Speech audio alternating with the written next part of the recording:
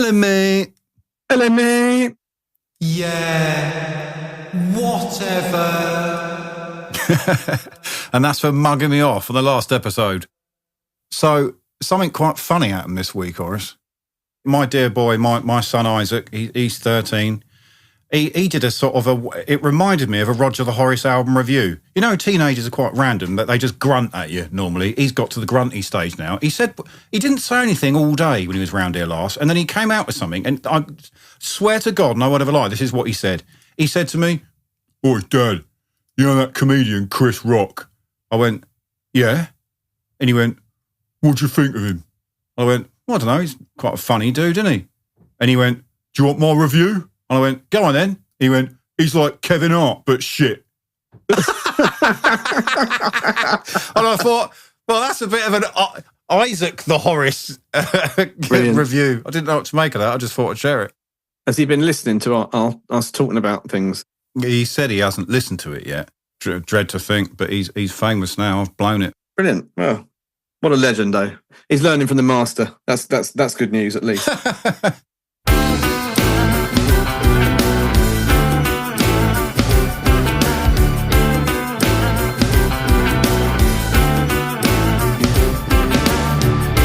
Welcome to Backstage Pass, the podcast which attempts to pull back the curtain on the music industry with banter, comedy, and essentially two blokes having a laugh. With myself, James Maverick,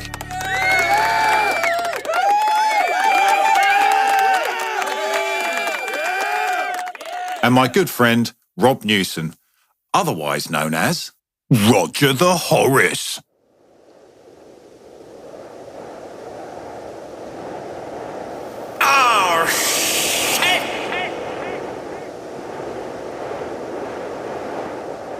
So I just wanted to mention some people that have messaged in since episode 4. Oh, yes. Okay.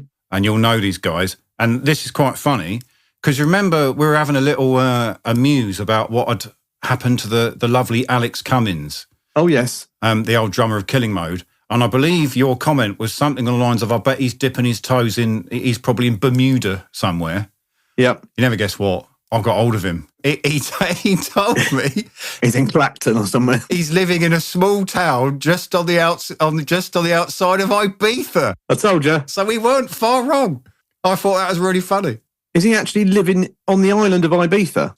Yeah, he said, he sent me a message and he went, funny enough, because he started listening to the podcast and he went, "You weren't far wrong."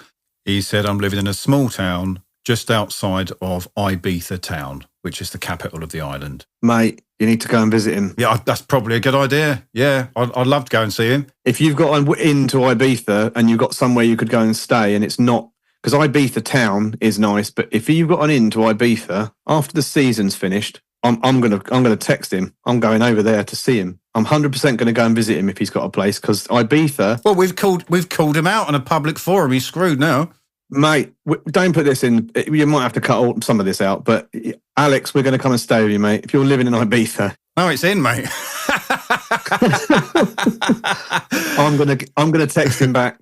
He did text me actually a little while back and did say something about me quoting on him being an international playboy. He did say thanks very much or something like that. But he's always living somewhere exotic 99% of the time. Yeah. Now he's not working for the band he used to work for, who he'd had enough of. He's gone to live somewhere nice. We should go out there, hands down, when it's out of season, mate, and explore it, because Ibiza is a beautiful place when there's no people there taking drugs. I'd love to see him again. He's a lovely guy. No, I've never actually been to Ibiza, and I remember you telling me a while ago that it's a really beautiful place. I'd love to go. And they do these things where you can go in a big jet boat with about 6 seats in it, and they go around the bay about 300 mile an hour. And I want to do that, and I bet he's already done that. I'm gonna text him later. Undoubtedly. Shout out to Alex. Alex is a legend. Yeah. Shout out to Alex indeed. Now, we were also sent a lovely message by the aforementioned Paul Jackson, who used to play drums in Johnny Truant. Brilliant. Who's now, as we said in a previous episode, established himself in Toronto, Canada, as an incredible mixed media artist. So fair play to him. And in summary of his message, I shall just quote what he said. "I'm really enjoying hearing you bellends rattle on about the good old days. Bless him. I'd love to see him again. He's such a lovely bloke. And this is a funny thing. Back in the day, we're going to do the whole nicknames thing later in the episode, but back in the day, I used to refer to him as Haircut 100. And in case Paul's listening, which he probably will be at some point, I never explained why I called him Haircut 100. It wasn't because he had a dreadful haircut. He's always been a very stylish, handsome gentleman. I used to call him Haircut 100 because back in the day, to me, he was the spitting image of Nick Hayward, the lead singer, the frontman from the 80s band Haircut 100. Brilliant. That would be why, because Nick Hayward always had a pretty cool hair in the 80s. But whenever I saw Paul Jackson, the number always went up one. So it was always Haircut 101 or 102 or 103. And he was probably really confused by that. I was just a flipping idiot, basically, but I thought it was funny. So there you are. Paul Jackson, also known as Haircut 100. You heard it first on this pod. So, Horace, in response to your request on the last episode, during Roger the Horace's Absolute Bangers, you were discussing at great length, Richard Marx's astoundingly brilliant Repeat Offender album. And you requested that the listeners go and have a look at the front cover and message us in to tell us what they think he's looking at. Do you remember that? Yeah. Right. And you're going to tell me somebody's taken the time. They have. I don't know this lady personally, but she's known as Jen Whitewave on Instagram. And Jen Whitewave messaged us after the last episode. So hello to you, Jen, and thank you very much for messaging us lemons. Brilliant. Hello, Jen, whoever you are. It's not a setup. I don't know who it is. And Jen Whitewave said, I paused the pod to go and listen to Wait for the Sunrise. I'd just like to say thanks. Isn't that awesome to hear, Horace? We've done our job there. We may have garnered one more Richard Marx fan, which is epic. Yeah. Jen then went on to say, whatever he's looking at, meaning Richard Marx, he absolutely doesn't want anyone else to touch it.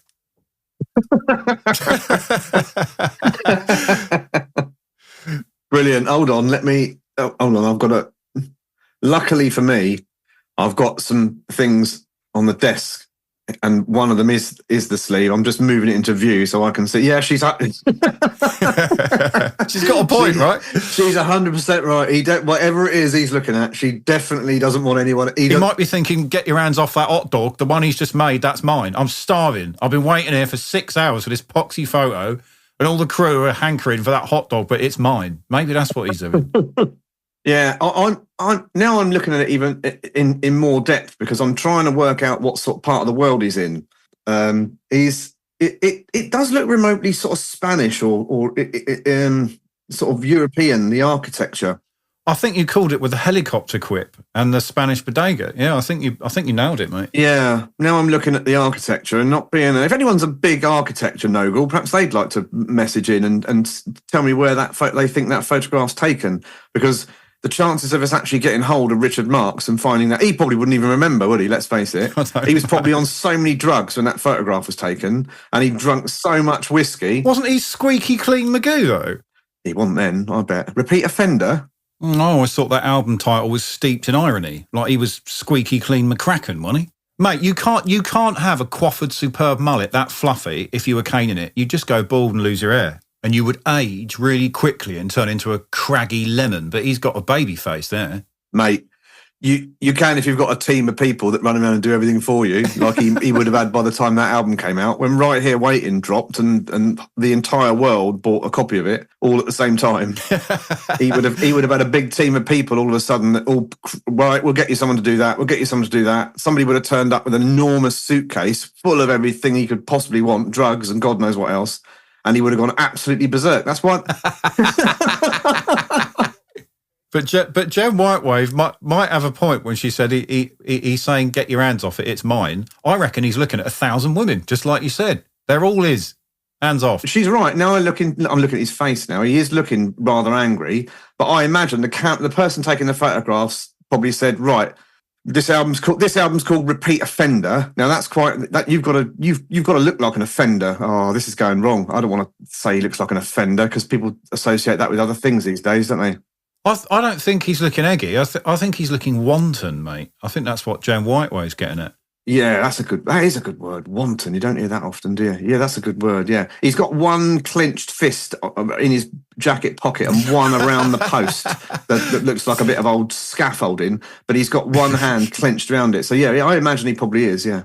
Wanton and a bit urgent. Do you know what I mean? Maybe Jem Whitewave could message us back and we can start this banter and start it off about what he's actually doing. Yeah, we could start a craze. What's Richard Marx looking at? Yeah, there you go. Brilliant. Answers on a postcard, as I used to say. And we also got messaged by, do you remember Brendan McNally, who was part of the Uckfield Massive? Of course I do. Yeah. He's a nice bloke, isn't he? He was a good guitar player. What was his nickname? Red or something? Did they call him Red? I think so, yeah. Anyway, you'll like this. He sent us a message, quite a long message actually, saying how much he was enjoying the podcast. Oh, bless him. Yeah, and he said hello to both of us and wished us both well. But he said he's requested for us to show some more love for both Soundgarden and a-ha. So fear not, Brendan. Soundgarden are one of my favourite bands of all time, so they will undoubtedly feature more than once on the pod, as are a-ha, because you and I are a big fan of a-ha, and we're planning to feature them in a future episodes, aren't we?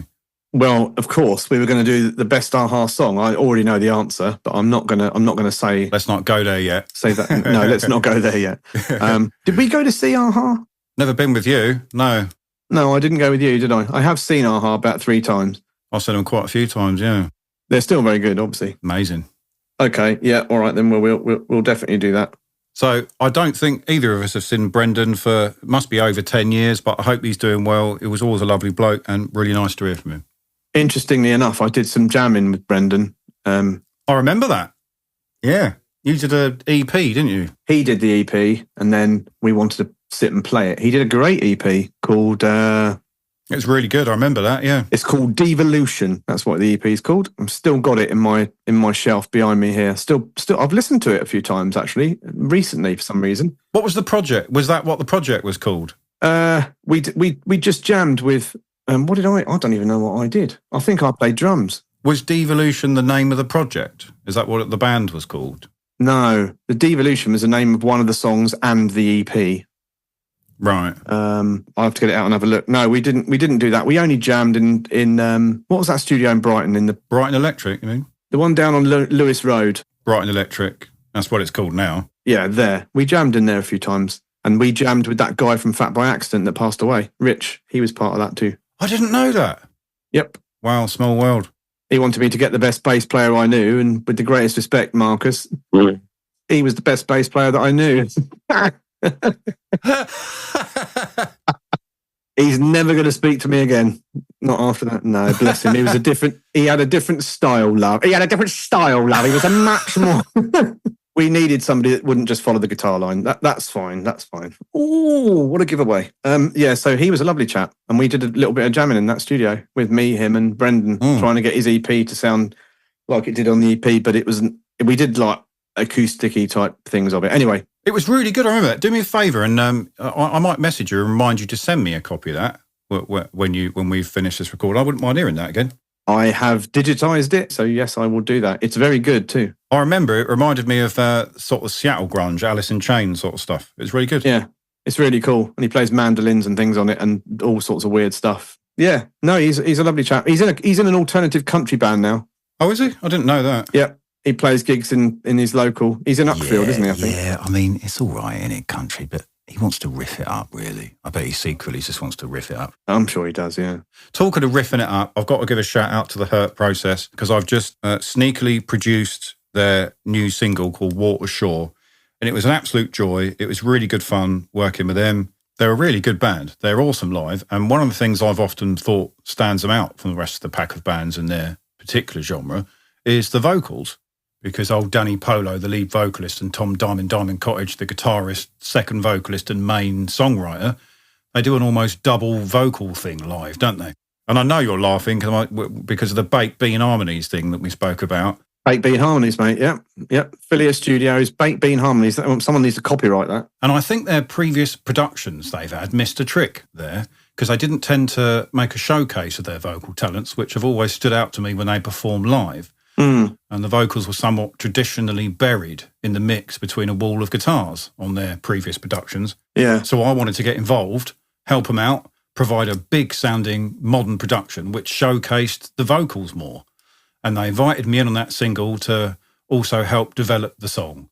So I had a hand in the arrangement and vocal lines and things, essentially helping them to maximise the potential of the song, which basically defines the role of a music producer, I suppose. Yeah. But one of the things I love the most in life is participating in musical creation. So hats off to them for allowing me the freedom to do that. But yeah, it's worked out really well. I know they're stoked with it. And at the end of the day, if my client's happy, then so am I. And the single is an absolute banger of a song, and any metalcore fans should keep their eyes and ears open and go and check that out once it's released, I assume in the next few weeks. What's it? So go find them on the socials at The Hurt Process Official and check out their banging new single, Waters Shore, out soon.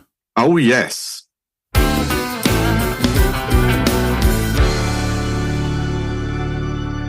So that's what I've been up to. And I suppose the other thing we should talk about, Horace, is we said we were going to talk about it, was our adventures going down to Bournemouth to go and see the Sunk Boys, mate. That was fun, wasn't it? It was fun. Bournemouth, the city where all the shop windows are bifocal. Lovely.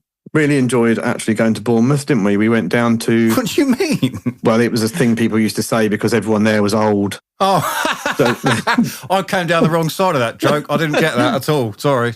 yeah, I think that's a Bernard Manning. He's like, Bournemouth, yeah, the only place where all the shop windows are bifocal. Yeah, yeah, brilliant. Yeah, I could say the same where I live. That's hilarious. yeah, exactly. So, yeah, we went down to Bournemouth to see Sunk, didn't we? At the Bear Cave, wasn't it?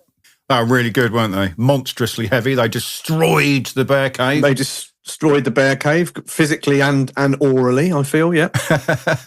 Yeah, Choff gave it the large. Yeah, really, really cool. And wasn't it amazing to see them after all those? I know you'd seen them previously, but I hadn't. So it's like... Yeah, but I can pretend I hadn't. So it was lovely lovely to hang out with them for the evening, wasn't it? And go over some old ground, and the old snub drummer Vinny turned up, didn't he? Yeah, the old drummer turned up, yeah. Yeah. Trademark slippers against the shoebox bass drum sound. I didn't mention that to him. I mentioned it to Martin, and Martin agreed. Martin was laughing and said, "Yep, I agree. The kick drum sound was terrible. I'm really annoyed at Dave Jack that he didn't change it." He agreed. And Martin was brilliant, actually. He messaged me once I'd gotten home, and he's actually asked a few questions for Ask Horace. Oh, Jesus. Okay. So the next time we do Ask Horace, he's got a big bunch of questions, which are really funny. So nice one, Martin. Oh, right. Okay. Shout out to the Sunk Boys. That was an awesome gig, that. No, yeah, it was a good gig. Yeah, it was great fun. And we stayed the night, didn't we? And had a good laugh in Bournemouth. We did. And it was it's a nice place, Bournemouth. It's just a bastard to get to by car, like it always is. Yeah, horrendous. Yeah, absolutely horrendous to get to by car. Public transport all the way next time, I think.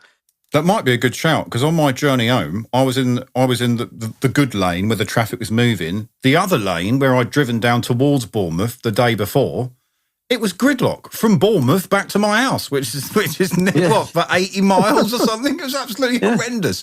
So I'm glad I was in the other lane on the way home. But yeah, it was worth it. It was a great trip. I had great fun. Yep. And you got to hang out with that one of your producer alumni, Alumni,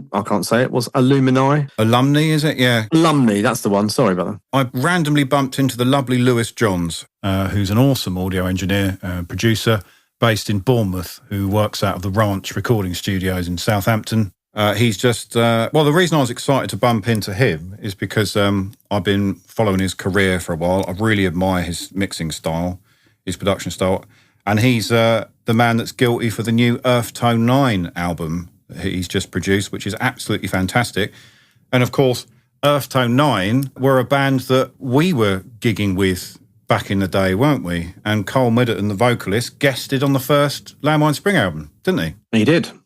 He came along and sung the singing. He sung the singing, yeah. He sung some of the singing. He didn't sing all the singing. I sang most of it, but he did sing some of the singing, yeah. He harshed it up, didn't he? He's a legend. Interestingly, you say that. There is a new Earth Tone 9 record out, which I strongly urge people to go out and get themselves a copy. It's called In Resonance Nexus, and it's been on the cards. I saw a podcast with Carl yesterday, actually, being interviewed by some chap. I think it's been on the cards for about 8 years or something like that. They've been writing and scrapping and things, and then eventually wrote some stuff that they thought, they've put some stuff out under other names, I think, and then they eventually put some stuff together that they thought was that sounded like Earth Tone 9 to this point. So they just thought, let's get on with it. And they've done a new album, In Resonance Nexus. It's come out and people should go and get it. And the fun part of that is, just to be even more up to date, I don't know when this is going to air, but I'm going to watch them tomorrow. They're playing at the Black Heart tomorrow afternoon. Black Heart in Camden, sold out, isn't it? They're doing a warm-up show for the festival that the guy named after their album, Mark Tangent. They're playing that, aren't they? Fantastic. Have a blast. Mate, not only is it a great album, and there's some really strong material on that record, but the production is also insane. And Lewis Johns did a fantastic job on that. So shout out to you, Lewis. Yeah. He's been really nice to me since I bumped into him. He's a jolly nice chap. So, yeah, good luck to him with all his future endeavours, and good luck to the Earth Tone 9 boys. Yeah, I should look forward to seeing that show. I shall report back when I've seen it, let you know how it went. Yeah, they'll probably destroy the Black Heart, won't they? They probably will. Hopefully it'll be a hot, sweaty... Carl might even do... I'm going to try and convince him into doing a stage dive, because if it's full enough, the Black Heart, you can still stage dive in there, and it's hilarious. I might even do it myself for a laugh. Definitely should. And then come back with another cauliflower ear. The amount of physical people displacement there'll be if that happens, it'll be on the news, mate. The side of the bloody building will peel away. The Red Sea parting, yeah.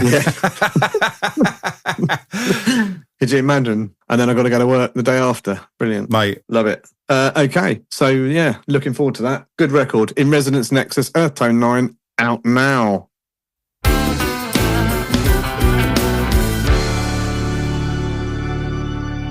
So, Horace, what have you been up to? I understand you've been to quite a few gigs, haven't you?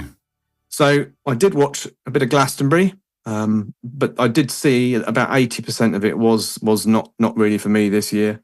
I would like to go through and list my highlights, but there weren't any. So I thought what I'd do is I'd list the lowlights instead. And that can only mean one thing. And it's now time for a brand new feature called... Roger the Horace's Lowlights. If people want a bloody good laugh, they can go on the old iPlayer and have a look. And I think the lowest point for me was Dexy's Midnight Runners. If anybody wants to laugh at watching that, I know Kevin Rowland's been quite sort of erratic over the years with his sort of dress sense and everything else, and everyone thinks he's brilliant. Was it all a bit tragic? Mate, it was a big old steamer, that was. I don't know what they were doing there. And Roger the Horace scores Dexy's Midnight Runners. Everyone raves on about Idols and thinks they're the best band since sliced bread. I think they're pretty good, but I'm not so big on this like dressing thing that they've all started to do now. The art guitar bands, which is that they've all started to sort of wear purple trousers and sort of some of them have got dresses on. And I'm not sure if you've heard of Fontaine's DC, which is a band from Ireland that all the youngsters think are brilliant, and they sound like. But I know I'm going to divide the entire world here, but I did once go on tour with The Fall, and everyone raves on about how good The Fall were. You familiar with The Fall? Yeah. So I always thought The Fall was shit, and I went on tour with them, and on tour they were shit. So they were shit. They were an average pub band, but I saw them live. I thought, right, my opinion will change. This will be the best thing I've ever seen, and they're not. They're shit. So I went to. They're an average pub band with an old bloke moaning over the top of it, which arguably I could have probably done that job better than he could have done it. But you can't really understand what he's saying. He's pretty incoherent most of the time. He's and people absolutely think it's brilliant. And I'm like, okay, it is what it is. It's for some people. It's not for me. And Roger the Horace scores The Fall. So I said, I watched The Fall, and Idols kind of remind me of a sort of cross between kind of The Fall with a little bit of Killing Joke, a little bit. And they have a really good drive and a really good angst to their material. But like, I think now two of them wear dresses and sort of, but it's okay because they're allowed to do that. No, you're not. No, you're not Harry Styles. You're really not. If please just let the music do the talking. We don't need this. I'm not big on people dressing as women. When I grew up, and I say this to people all the time, I used to watch Kenny Everett. Hang on a minute. This is coming from the bloke that went on Come Dine With Me and dressed up as Cher. Yeah. Which we're going to cover on another future episode. You're a walking contradiction, mate. I didn't dress up as Cher because of my art and my performance and all the art and everything that's collated to my performance. I dressed up as Cher because Kenny Everett used to dress as a woman when he was on TV in my childhood, and it used to make me laugh because there's nothing funnier for me than a bloke running around in a dress. Well, you dressed up as Cher was probably the funniest thing I've ever seen. But I do take your point and the distinction you've made there, to be fair to you. Sum up, I saw a bit of Glastonbury, whatever. But I did go and see two performances in the same venue in the space of 2.5 weeks. Oh, was that your Glastonbury review? Just that? Yeah. That's done, is it? Yeah. And Roger the Horace scores Glastonbury.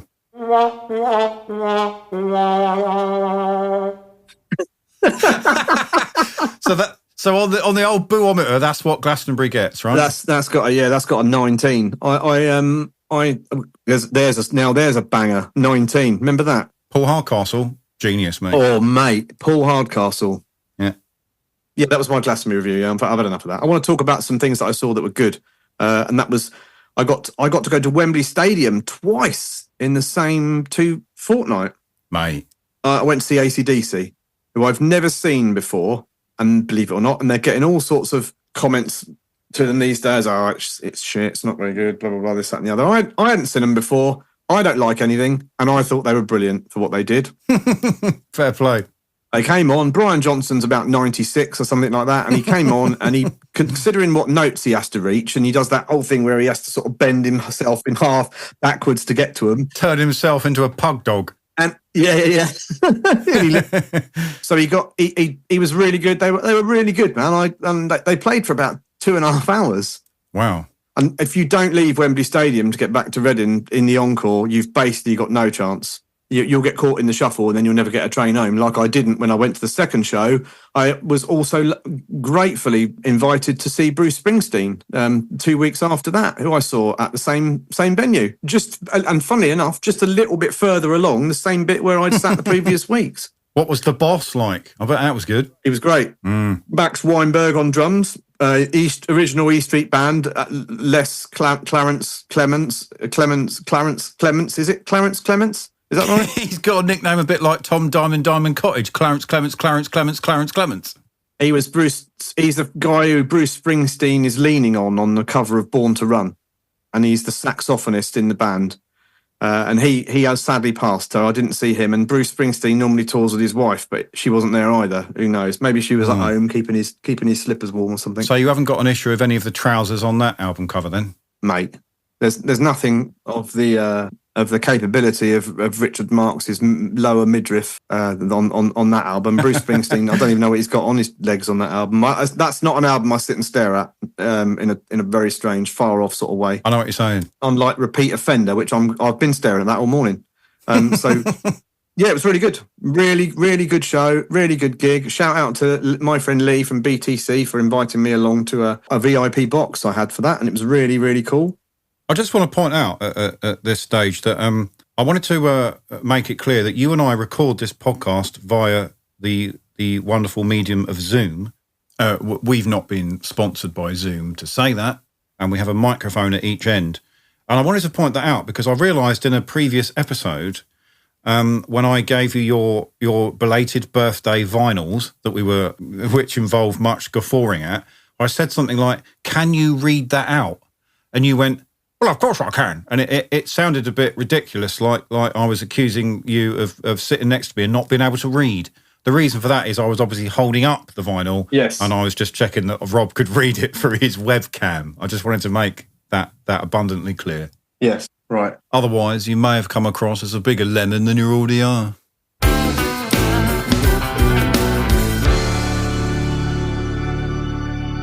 I know there's been quite a reaction to, like we keep saying, all the old hounds from back in the day that made up the bands in the Brighton scene. To protect the innocent, we have been referring to all these dudes with their slang names. I think most of which I'm guilty of because I have no filter. I was a bit outrageous back in the day. So it would be up to me to explain all that madness, I suppose. You were privy to all of that as well, weren't you, Horace? So I guess, of course, when I start telling these stories, you can back me up. Yeah. And actually, I did have a message from someone on Instagram who asked me how the name Roger the Horace came about. Do you remember how that happened? Shall I tell it how I remember and then you tell it how you remember in case it says different? Go on in. Well, I thought it was when we were in the van one day, I was eating a pasty or something. This is what I remember. And disheveling it at an alarming rate in the passengers. I was the only one that drove, wasn't I? So I must have been driving. I'm going to have to chime in because both those facts are incorrect. Right. Well, I don't know it then. You'll have to say. I'm going to tell you what happened. So in the early days of in the band, when I was playing drums for Landmine Spring, Horace did a lot of the driving in a van. Did all of it? Yeah. Well, you didn't. This is the thing. Didn't I? The one tour we did, you got fed up with driving because you couldn't have a drink. So you just, and obviously we all know what happens when Horace had a drink because we've discussed that with the blow-up sea creature incident at the White Horse in Wickham. And I have to say, actually, Shitlegs did chime in and he said to us, it wasn't a blow-up dolphin. It was, in fact, a blow-up shark. So there you are. I said it was a shark. Well, I think we left it inconclusive. We've had this conversation. The previous first conversation we had about it, it was me said it was a dolphin, apparently, but I remember it being a shark, so I was wrong the first time. It has been confirmed now that it was indeed a shark. I was wrong. I'm quite often wrong. My wife informs me all the time that she can't hear me, but I'm wrong. So what happened was on this particular tour, you wanted to have a beer at the gigs, and I mean that's red alert carnage in itself. But you got you got sorry, red alert carnage. Yeah, we all had to do the gigs in hazmat suits because you were going to have a beer. But you got one of your mates from Portslade to drive us on one particular tour, and it was a headline tour that we did, and he was driving, and three of us were jammed in the back at the end of one gig. And it was during the time where it was quite a long tour and we couldn't wash very adequately because we couldn't get access to showers. This is my memory of it. Mm. So you'd been boffing out for about 2 or 3 days and you were sandwiched next to me in the back of the car. I was on the left. I think Thick Mop of the Pretenders was to the right and you were right in the middle there and you hadn't showered for a few days, so you already reeked. And then you always had a habit after a show. You go into the garage and you get one of those absolutely rinse, those Ginster's breakfast bars. And of course, yeah. You see, look, he's getting a boner even at the thought of a Ginster's breakfast bar. Ginster's breakfast bars are my favourite, absolute favourites, breakfast bars. They don't sell them anymore. Oh, mate, it was absolutely savage. I don't even think a Ginster's breakfast bar qualifies as actual food. It was absolutely vile. For people that don't know, it's not vile. It's an elongated Scotch egg, but instead of there being it looks like a torpedo. So it's like an elongated Scotch egg, but the egg in the middle is chopped up and mixed with mayonnaise, really small inside. The trouble is, once you've eaten it, a few hours later, it then comes out as rich egg, not a Scotch egg. Yeah, it pretty much comes out exactly the same form and shape as when it goes in. It comes out like a torpedo, but yeah, they're not the most social things to eat. No. So you were sitting next to me anyway in the back of the car and you just devoured one of them and then out come the staple diet of Roger the Horace, the cheesy pissing Watsits. Oh. You sat there and you ate all of them and then not only that, and I'm already thinking like I want to green it and open the door of the motorway and blow my cookies out the window. Not only did you put me through all of that, after you'd finished that, you then did the Roger the Horace move that he always did after a meal. You then sat there and biting your nails for 5 minutes. And I was just caught in this halo of cheesy, rich egg. And I was steaming and I turned around and went, "You're such a fucking Roger the Horace." And I didn't even know what Roger the Horace meant. And then I looked at Shitlegs. Shitlegs looked at me. We all looked at each other and then we all fell about laughing. And ever since that day, you have been known as Roger the Horace. Now, I was thinking about this, why I came out with "You are such a freaking Roger the Horace." It's because I think it was some sort of subconscious Freudian slip, right? Because when I was a young boy, I read 2 comics. I read a comic called The Topper. Oh, yeah, I remember that. And there was a character in that called Hungry Horace, right?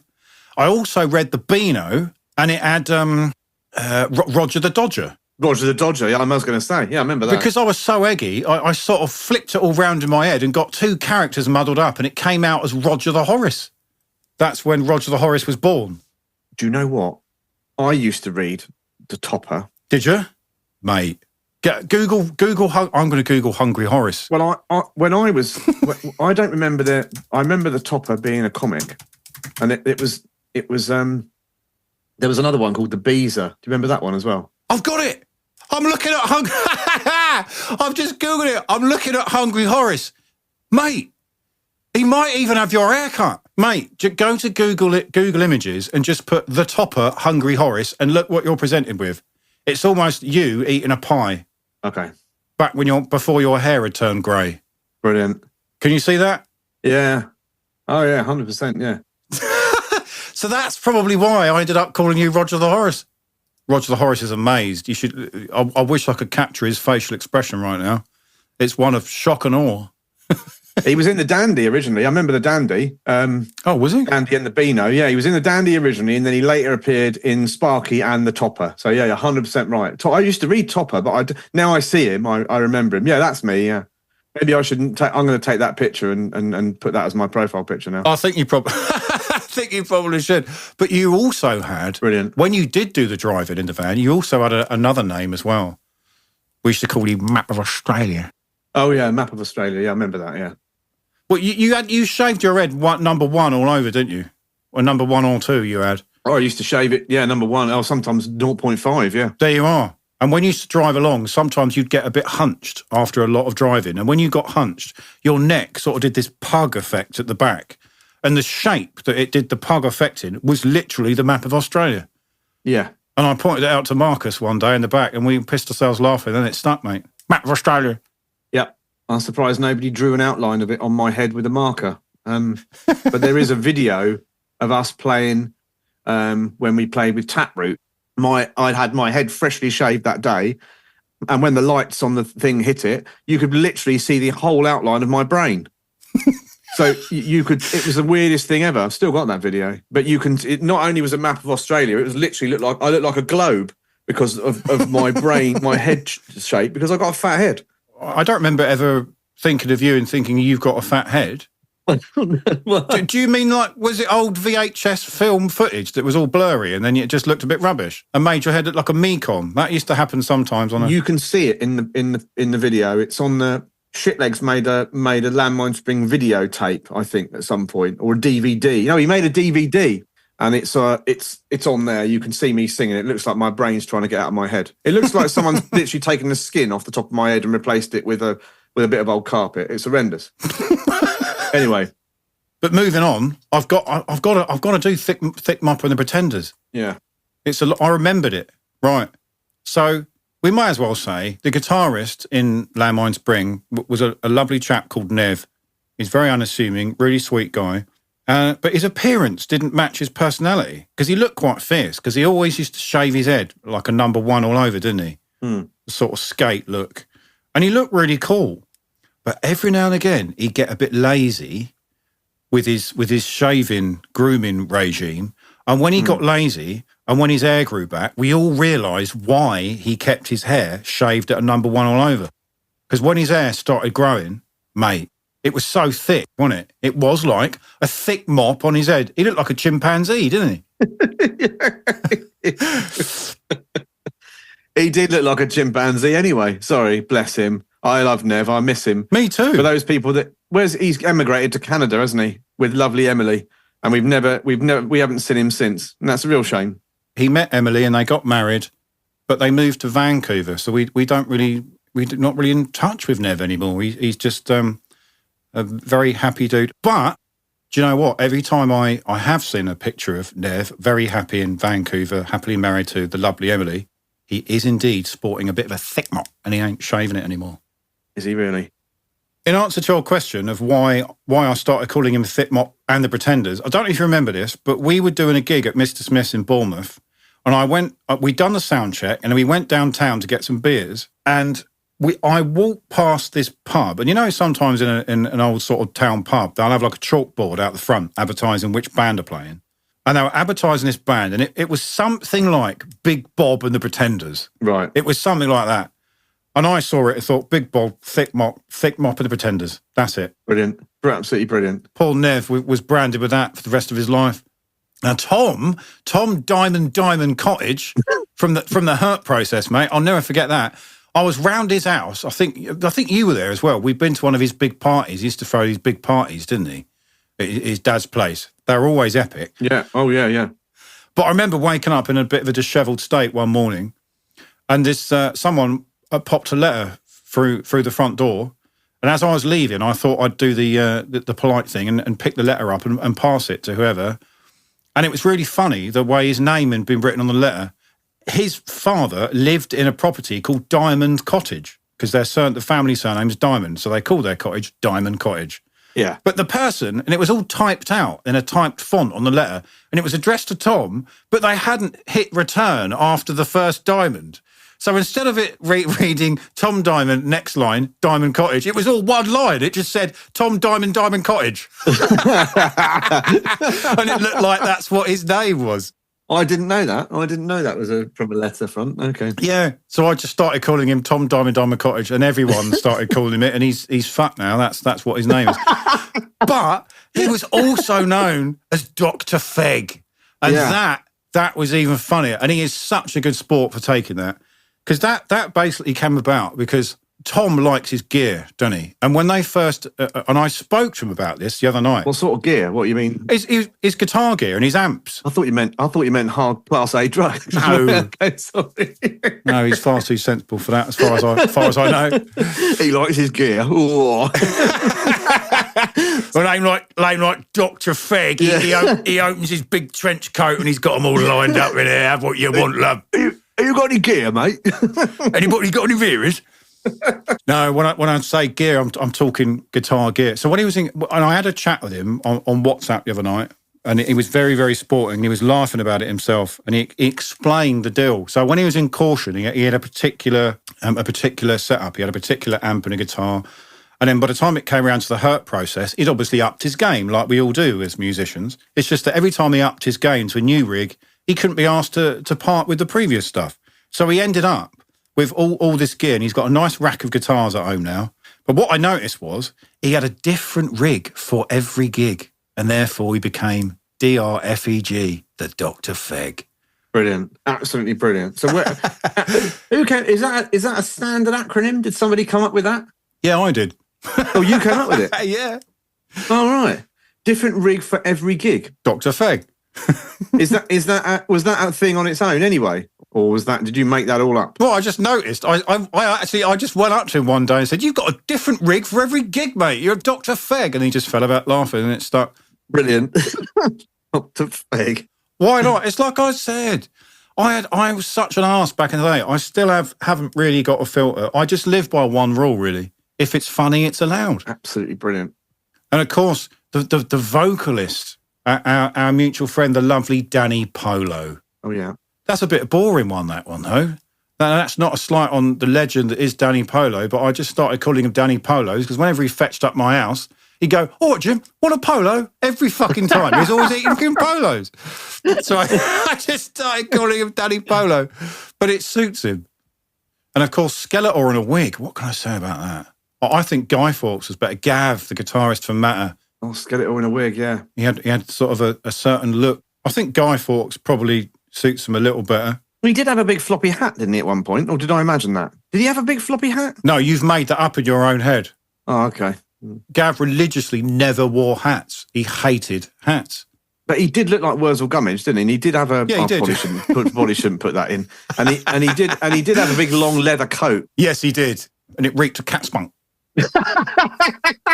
His long trench coat became known as cat spunk because he bought this pedigree Bengal cat, and Gav was way more interested in remaining stoned than to take his new Bengal cat to the vet and get it neutered. So he got this Bengal cat, and he lived in this small flat above a shop. And this Bengal cat basically just went berserk and was humping everything in sight. And the favourite thing to hump was his long leather trench coat, which ended up reeking of cat spunk. That poor cat was only there about 6 months, and it was subjected to 6 months of breathing basically pure weed smoke. And it must have been baked out of its mind because it eventually wandered out of his kitchen window and never came back. So, so there you are. Absolutely brilliant. Yeah. And of course, the distressed crow, the vocalist to Matter, I can't claim that one. We were all sitting around listening to the Matter Master, and he was sitting there and he went, "Do you know what? I sound like a distressed crow, mate." Because he used to bark, didn't he? That harsh he did, which was quite impressive. Yeah. But when you listen to the Blackleg record, if you just imagine that the front man is a crow, really distressed about something, it sort of does fit.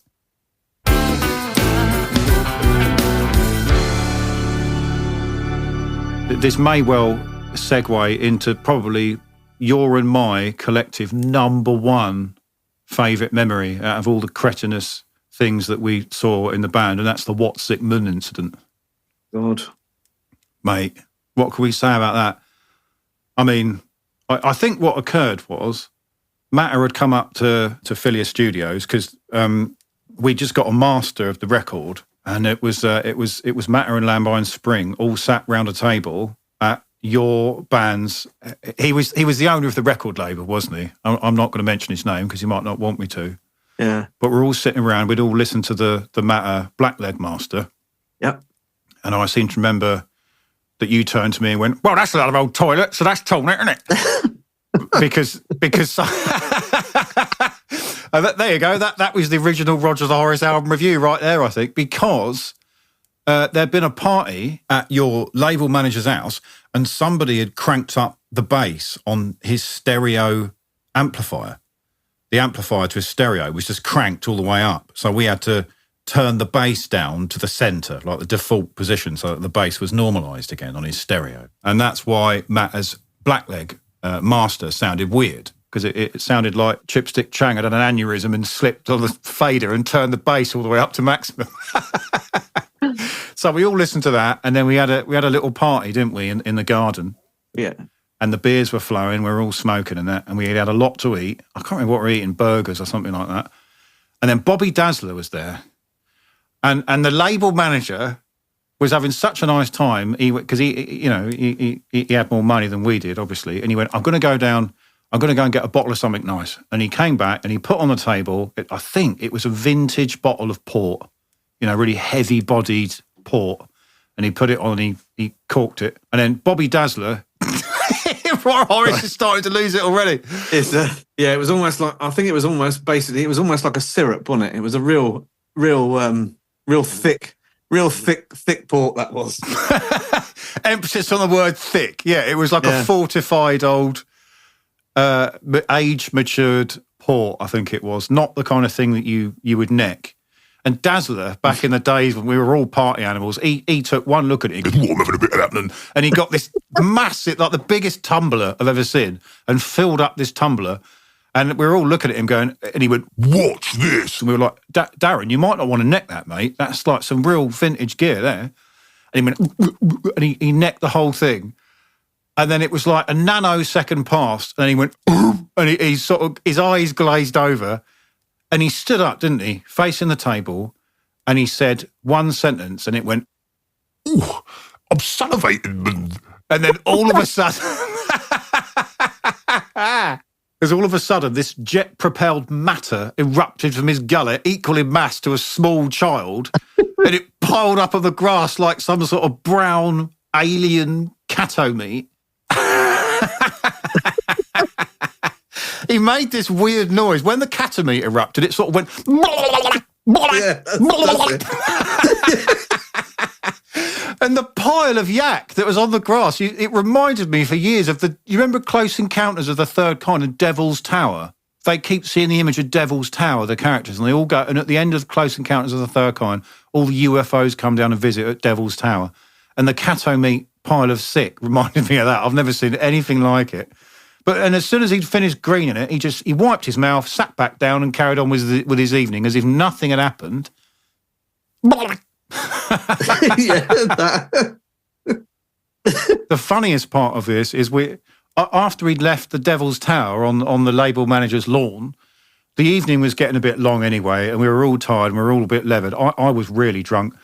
And you were living at the label manager's house, so you sloped off to bed and probably urinated on his pillow, knowing you. I didn't do that. And then me and Dazzler and everyone else went and crashed at Darren's house, and I crashed on the sofa. And in the morning, the phone went, And Bobby Dazzler picked up the phone and it was on speaker. So I heard the whole conversation. And the label manager said to him, you're right, you're feeling all right this morning, are you? He was like, Yeah? he went, you going to come round and clear up this big pile of sick, are you? That's like you've left on my lawn. And honestly, this is the worst blag in human history coming up. Bobby Dazzler said, Sick Munn? What Sick Munn? I wasn't Sick Munn. as if he was making out that we'd all imagined it and it didn't really happen. It was the worst blag in the world. And in the end, he realised that we begrudgingly would probably have to go round the label manager's house to clear up this devil's tower of alien catto meat. So we trudged out round there with a hangover and Dazzler's got his tail between his legs. And I didn't even want to see the devil's tower of yak because it was absolutely vile. So I just sat down on the sofa. Dazzler opened the patio doors and disappeared for about 30 seconds. And then he came back in with this huge grin on his face and just sat down. And I was like, what's going on? And he went, It's all good, man. I went, what do you mean? He goes, The birds have eaten it. and they had. The birds had eaten the whole lot. It was extraordinary. There must have been some seriously morbidly obese pigeons heaving themselves about for about at least 6 weeks after that feast, I tell you. Absolutely rancid. Brilliant. But you know what? Give props to Bobby Dazzler because I did check in with him before sharing that story to check he wouldn't mind us sharing that because you had to be there, really. It was just absolutely hilarious. Yeah, you did. There was a mark on the grass the next morning. I remember there being a mark. It was like a burn mark, wasn't it? Yeah, like a scorch. There was a... Yeah. Good word, yeah, that scorch. Yeah. Yeah. I can't take credit for Bobby Dazzler either. That was just a name that he coined for himself. Because what can you say about Bobby Dazzler? What a character, mate. What a character. Bobby Dazzler's Summer Sizzler. That was my favourite one of his that he used to do. I don't know what that was or what. That was a barbecue he threw one summer that you and I both went to. Do you remember? Bobby Dazzler is such a big heart, 1 in a million really, and absolutely hilarious. And between you and him, you've been making me laugh for over 30 years. I love you both dearly, and I hope you'll both be making me laugh for another 30. And he's been really good to me over the years, and he's been a doubly good sport for letting us talk about the Sick Munn incident, which is all about him. So we may as well reveal that Bobby Dazzler is indeed Darren Toms. And our mutual friend Darren Toms, well, he's a total legend. Yeah. He's been in the industry for over 20 years, and he was the label manager at Spine Farm and Candlelight, working under the banner of Universal. He's quite recently stepped down from his role, and he started his own company. It's a new company called Resonance Logistics. And the website for his company is resonancelogistics.com. And I just want to give a shout out to Darren. Me and Horace wish you all the best, Dazzler. And I just want to give a shout out that if there's any bands out there, any up and coming rock and metal bands that are looking for some kind of management or someone to help them out with their band, you could do a lot worse than going to resonancelogistics.com and having a conversation with Darren Toms, because there's no one better connected and he will do a lot of work for your band and probably make you very successful. What else can I say, Rob? You've said it all, mate. Exactly that. So people should go on there and check that out and leave him messages and things. Yep, 100%.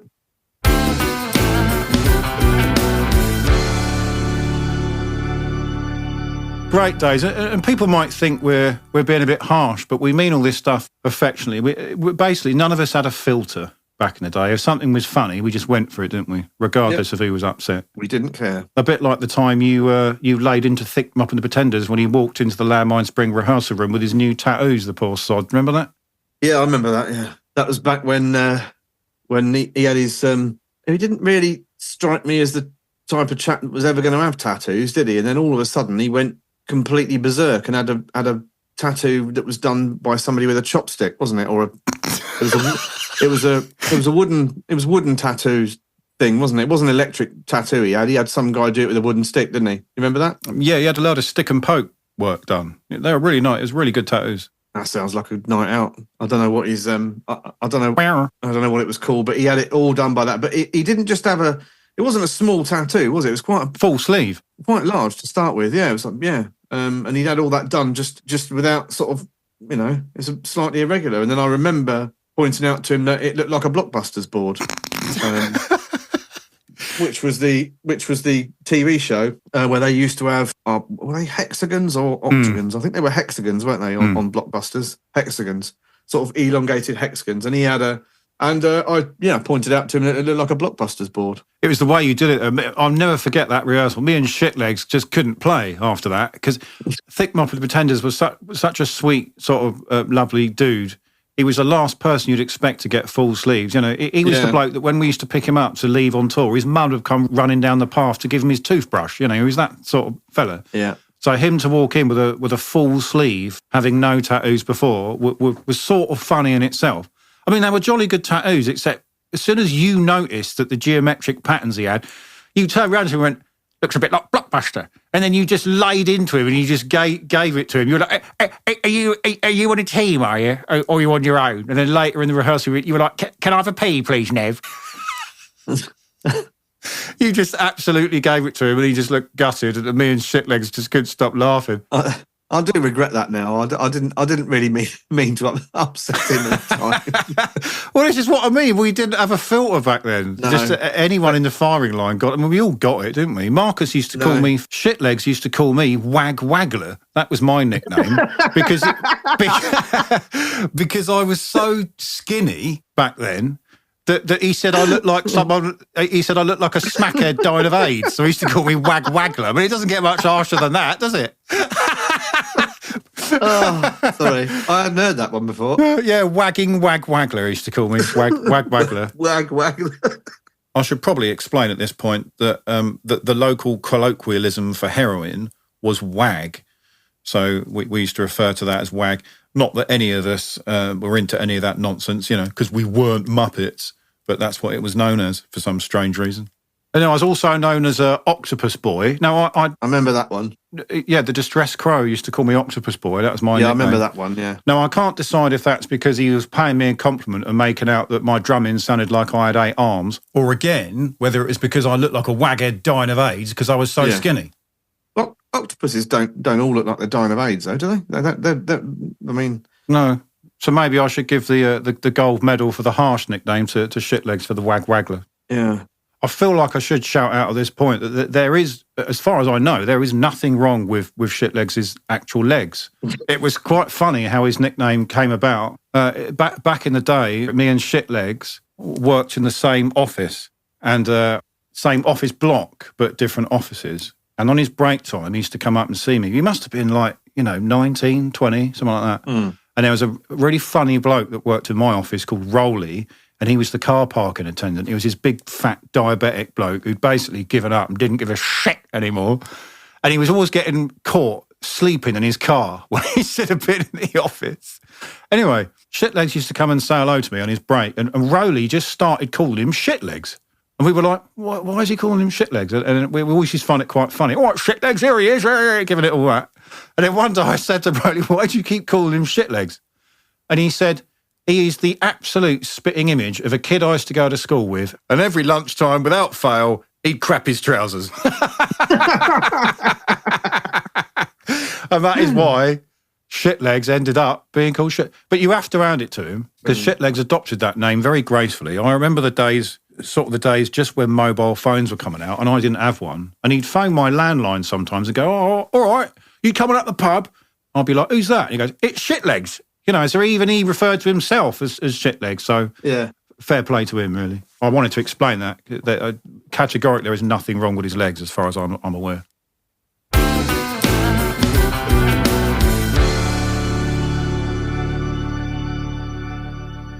So this week, Horace, I switched things up a little and sent you an album by an artist who's intrigued, fascinated, and challenged my musical brain for decades. And that is the artist known as Aphex Twin. And the album in question is called Didgeridoo, which is a reissue of sorts with remastered versions of some of his earlier tracks, but also featuring some new material. And I think it's awesome. And it came out in May, and it's his first release since 2014's Cyro album. So I thought it might be worth discussing. And I'm just going to go straight to the wiki on him. Richard David James, known professionally as Aphex Twin, is a British musician, record producer, composer and DJ. He is known for his idiosyncratic work in electronic styles such as techno, ambient and jungle. Journalists from publications including Mixmag, The New York Times, NME, Fact, Clash and The Guardian have all labelled James one of the most influential and important artists in contemporary electronic music. Now, Horace, considering that he's such a pioneering and well-revered artist in the world of electronic music, I thought it might prove to be a healthy juxtapose from the usual rock and metal I send your way. And I know for a fact you're a real fan of certain dance music genres, so I thought this might float your boat, Horace. So, without further ado, it's now time for Roger the Horace's album review. So my only question to you really, Horace, is what did you make of it? Sounds like somebody violently shaking a box of Tic Tacs. For fuck's sake! You've been listening to Backstage Pass with myself, James Maverick and Rob Newson, aka Roger the Horace. If you want to get in touch with us lemons or ask us a question to discuss on the show, please get in touch via Instagram by using our handle, which is @BSPpod, or by sending us a direct email to bsppod@protonmail.com. This podcast is brought to you by Maverick Audio and produced by me. If you'd like your podcast or any other production produced, then visit my website at www.maverickaudio.co.uk and message me via the contact form. Please leave us a review, share our Cretinous pod, and remember to like and subscribe wherever you get your podcasts. Thanks so much for listening. Until the next time. Ooh, I'm salivating.